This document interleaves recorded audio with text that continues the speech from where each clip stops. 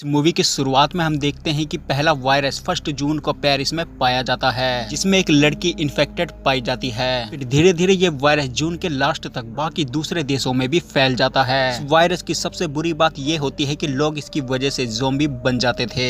फिर हमें 6 महीने बाद का सीन दिखाया जाता है। इस समय पर पूरे शहर में ज़ोंबीज फैल चुके होते हैं। 3 लोग खाने की तलाश में अपने घर से बाहर आ जाते हैं, जिसमें से एक लड़की होती है, 2 लड़के होते हैं। एक लड़के का नाम बिली होता है, दूसरे लड़के का नाम केविन होता है और लड़की का नाम रमोना होता है। फिर बिली और केविन मिलकर पास के गैराज के अंदर चले जाते हैं। उस गैराज के बाहर में रमोना खड़ी होती है। वो दोनों गैराज के अंदर खाने पीने का सामान ढूंढ ही रहे होते हैं। तभी रमोना देखती है कि भारी मात्रा में ज़ोंबीज उसकी तरफ आ रहे होते हैं। फिर जल्दी से रमोना उन दोनों को आवाज देकर बाहर बुलाती है। केविन के हाथ में एक शॉटगन होती है, जिसके जरिए वो ज़ोंबीज को मारने लगता है। ज़ोंबी की ज्यादा मात्रा होने के कारण केविन उन सभी को नहीं मार पाता एंड फाइनली वो सभी घिर जाते हैं। तभी अचानक से उन लोगों के पास में कुछ लोगों की टीम आ जाती है। फिर वो सभी लोग मिलकर ज़ोंबीज का सामना करते हैं। ज़ोंबीज का मुकाबला करते वक्त एक ज़ोंबी केविन को काट लेता है, जिसकी वजह से केविन इन्फेक्टेड हो जाता है। फिर केविन भी धीरे धीरे ज़ोंबी बनने लगता है एंड दूसरे ग्रुप की एक लड़की जिसका नाम कैसी होता है, वो अपने तलवार से केविन को मार देती है। फिर वो सभी लोग अपने साथ में बिली और रमोना को लेकर वहाँ से निकल जाते हैं। वो लोग वहाँ से कैटिलिना नाम के शहर में जा रहे होते हैं, जहाँ पर एक भी ज़ोंबी नहीं होता। उनकी टीम को एक मैक नाम का आदमी लीड कर रहा होता है। उनकी टीम में कुल 4 मेंबर होते हैं, जिनका नाम कुछ इस प्रकार होता है: मैक,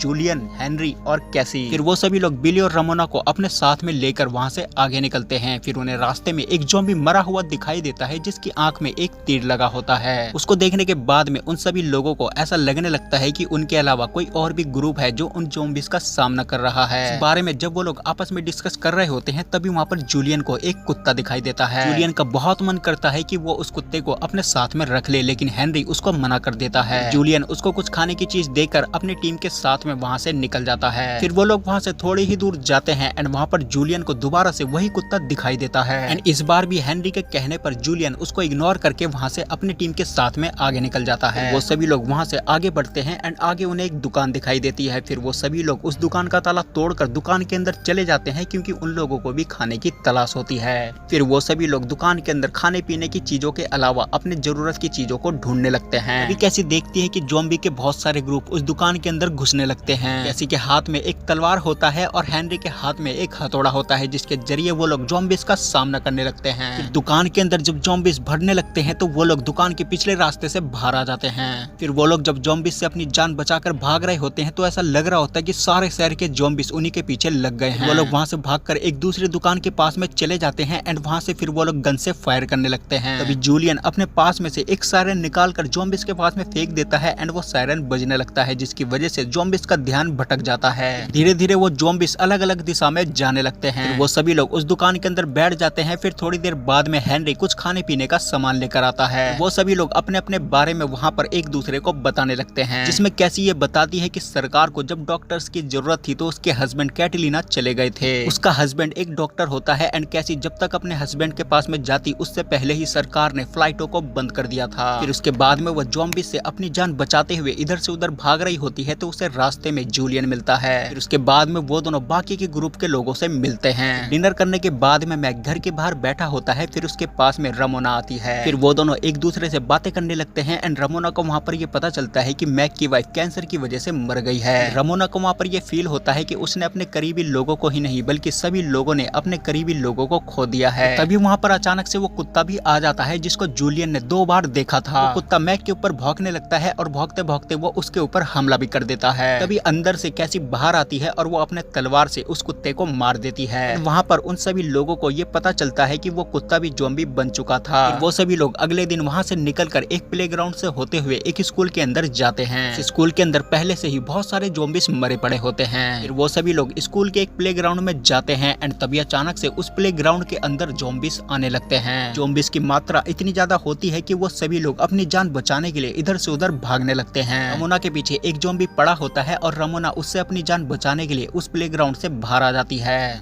वो वहाँ से एक दूसरे कमरे में चली जाती है और वहाँ पर जाकर छुप जाती है। एंड जैसे ही वो ज़ॉम्बी उसके सामने आता है तो वो उसके ऊपर हमला कर देती है। रमोना ने अपनी लाइफ में पहली बार किसी की जान ली थी, इस वजह से वो डर कर वहीं पर बैठ जाती है। एंड बाकी के सभी लोग प्लेग्राउंड के अंदर अभी भी ज़ॉम्बी से लड़ रहे होते हैं। फिर वो ज़ॉम्बी से लड़ते हुए उस प्लेग्राउंड से बाहर निकलने लगते हैं, लेकिन बिल्ली अभी तक ज़ॉम्बी से लड़ रहा होता है। वो सभी लोग ज़ॉम्बी से अपनी जान बचाते हुए उस प्लेग्राउंड से बाहर निकल जाते हैं, लेकिन बिल्ली अभी तक अपनी जान बचाने के लिए ज़ॉम्बी से लड़ रहा होता है। ज़ॉम्बीज़ की ज्यादा मात्रा होने के कारण बिल्ली वहाँ पर मारा जाता है। फिर बाकी के सभी लोग रमोना के पास में जाकर रमोना से बिल्ली के बारे में बताते हैं। एंड रमोना को बिल्ली के बारे में सुनकर बहुत ज्यादा दुख होता है। फिर वो सभी लोग रमोना को समझा बुझाकर वहाँ से बाहर निकलते हैं। एंड बाहर निकलने के बाद में वो लोग एक खुले मैदान में जाकर बैठ जाते हैं, क्योंकि वो लोग बहुत ज्यादा थक चुके होते हैं। फिर वो सभी लोग वहाँ पर एक दूसरे से बातें शेयर करते हुए ये बताते हैं कि वो लोग कैटलीना जाकर क्या क्या करने वाले हैं। वो सभी लोग जब वहाँ से भी आगे बढ़ते हैं तो उन लोगों को एक घर के अंदर से धुआं निकलता हुआ दिखाई देता है। उन लोगों को ऐसा लग रहा होता है कि जरूर कोई इंसान उस घर के अंदर फंसा होगा एंड इन लोगों को उसकी मदद करनी चाहिए। फिर जैसे ये लोग उस घर के पास में जाने लगते हैं तो उस घर के अंदर से बहुत सारे ज़ॉम्बीज़ बाहर आ जाते हैं। इस बार भी ज़ॉम्बीज़ एक दो नहीं बल्कि बहुत सारे ज़ॉम्बीज़ आ जाते हैं। फिर इन लोगों के पास में जो भी हथियार होते हैं ये लोग उन्हीं हथियार के द्वारा उन ज़ॉम्बीज़ को मारने लगते हैं। धीरे धीरे और भी बहुत सारे ज़ॉम्बीज़ वहाँ पर आने लगते हैं एंड कैसी और हेनरी अपनी जान बचाते हुए अपने ग्रुप से अलग हो जाते हैं, क्योंकि हेनरी और कैसी के पीछे एक ज़ॉम्बी पड़ा होता है जो बहुत ज्यादा गुस्से में होता है। फिर वो लोग अपनी जान बचाते हुए एक कार के पास में पहुंचते हैं एंड उस कार के पास में हेनरी को एक चैनसो मिलता है। फिर हेनरी उस चैनसो को लेकर उसे चालू करता है एंड उस ज़ॉम्बी को बीच से काट देता है। फिर हम देखते हैं कि बाकी के लोग अभी तक ज़ॉम्बी से लड़ रहे होते हैं, तभी 3 लोगों का एक दूसरा ग्रुप उनके पास में आ जाता है एंड वो सभी लोग फिर मिलकर ज़ॉम्बीज़ का मुकाबला करते हैं। फाइनली वो सभी लोग ज़ॉम्बीज़ को मारकर एक दूसरे डायरेक्शन में निकल जाते हैं। इन तीनों के ग्रुप में एक आदमी और 2 लड़कियां होती हैं। आदमी का नाम ब्रॉक होता है और एक लड़की का नाम सारा होता है और दूसरी लड़की का नाम बैंक्स होता है। ये तीनों आर्मी ऑफिसर होते हैं एंड ये तीनों भी कैटलीना जा रहे होते हैं। फिर वो सभी लोग वहाँ से एक दूसरे घर में जाते हैं, जहाँ पर ब्रॉक उन सभी को कल का प्लान बताता है कि कल वो कहाँ पर जाने वाला है। वहाँ पर वो मैक को और उसके ग्रुप के लोगों को ये भी बताता है कि अब से उन सभी के सिक्योरिटी की जिम्मेदारी उसकी है। फिर अगले दिन वो सभी लोग उस घर से निकलकर आगे बढ़ रहे होते हैं, तभी जूलियन को सामने एक टॉयलेट दिखाई देता है। जूलियन को बहुत जोर से टॉयलेट आ रहा होता है, इस वजह से वो उस टॉयलेट की तरफ जाने लगता है, लेकिन तभी अचानक से उसी टॉयलेट के अंदर से ज़ॉम्बी बाहर आ जाता है एंड वो ज़ॉम्बी जूलियन के ऊपर हमला कर देता है और वहाँ पर और भी बहुत सारे ज़ॉम्बीज़ आ जाते हैं। फिर वो सभी लोग ज़ॉम्बीज़ से मुकाबला करते हुए जूलियन को अपने साथ में लेकर पास में खड़ी एक वैन के अंदर चले जाते हैं। वो सभी ज़ॉम्बी भी धीरे धीरे वैन के पास में आने लगते हैं एंड वैन के अंदर जूलियन को ये पता चलता है कि उस ज़ॉम्बी ने उसको काट लिया है। जूलियन को अब वहाँ पर ये कंफर्म हो जाता है कि वो भी अब धीरे धीरे ज़ॉम्बी बन रहा है। जूलियन मैक को अपनी एक बुक देता है जो हमेशा वो लिखा करता था। जूलियन बाहर के सभी ज़ॉम्बीज़ का ध्यान भटकाने के लिए उस वैन से बाहर निकलने की कोशिश करने लगता है, लेकिन वो सभी लोग उसको पकड़ लेते हैं एंड बाहर जाने से रोक लेते हैं। फिर वैन के अंदर ही जूलियन धीरे धीरे ज़ॉम्बी बनने लगता है एंड ना चाहते हुए भी मैक को अपनी गन से जूलियन को मारना पड़ता है। अभी अचानक से थोड़ी ही दूर पर एक बॉम्ब ब्लास्ट होता है, जिसके बाद में वो सभी ज़ॉम्बीज़ उसकी तरफ जाने लगते हैं एंड ये सभी लोग फिर उस वैन से बाहर निकलकर वहाँ से भाग जाते हैं। वहाँ से थोड़ी ही दूर पर हेनरी और कैसी भी होते हैं, वहाँ पर उन दोनों को एक गन मिलती है। फिर वो दोनों वहाँ से उस गन को लेकर जा ही रहे होते हैं, तभी वहाँ पर और भी बहुत सारे ज़ॉम्बीज़ आ जाते हैं। फिर वो दोनों अपनी जान बचाते हुए एक घर के छत के ऊपर चले जाते हैं एंड वहाँ से उन दोनों को बाकी लोग भी दिख जाते हैं एंड बाकी लोगों को भी वो दोनों दिख जाते हैं। फिर बाकी लोगों के पास में जाने के लिए कैसी एक प्लान बनाती है। फिर वो दोनों घर के बाहर आकर एक ट्रॉली के अंदर गन को लोड करके कैसी अंधाधुंध उन ज़ॉम्बीज़ के ऊपर फायरिंग शुरू कर देती है, जिसकी वजह से वो सभी ज़ॉम्बीज़ मारे जाते हैं एंड ये दोनों फिर अपनी टीम से मिल जाते हैं। फिर वहाँ पर कैसी और हेनरी को ये पता चलता है कि जूलियन मारा गया।